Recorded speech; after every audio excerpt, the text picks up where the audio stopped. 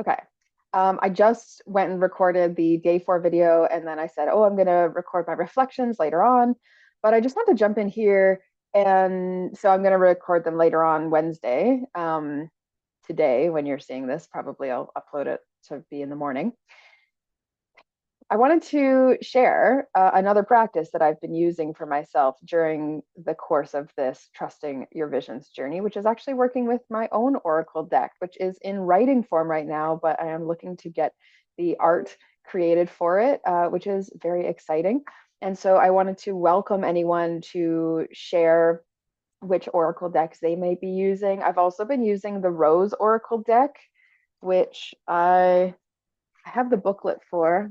The, the case is actually in my suitcase already, but this booklet I was still reading. So this is the Rose Oracle. It's a small one because I like these pocket tin oracles that I can bring them on the road with me easily.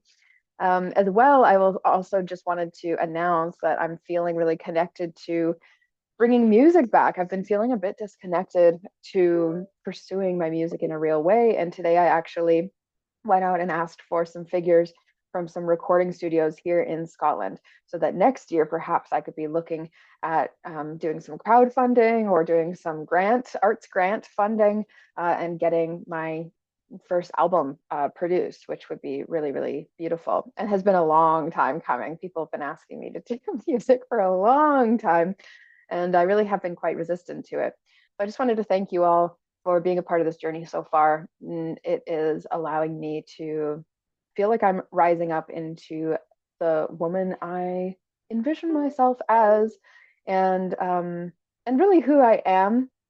Except I think sometimes it's easy in life to like deprioritize things that are actually important to me, and I've been wanting to really shift the way that I relate to my art and to these things that feel like quote unquote risky that aren't a risk at all. The reason it isn't a risk is because it comes from my intuition, because it's come from journeying and from visions. And actually, everything that has come through visions and journeying has led me in the right direction. So it's interesting that our mind and our beliefs and our conditioning can still be quite stubborn against what we are receiving from that intuitive place.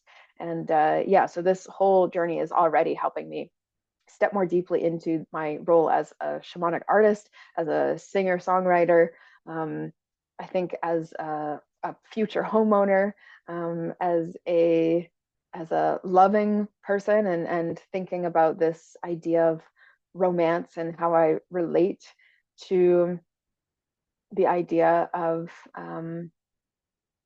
yeah, of a loving partnership. That's also been really interesting.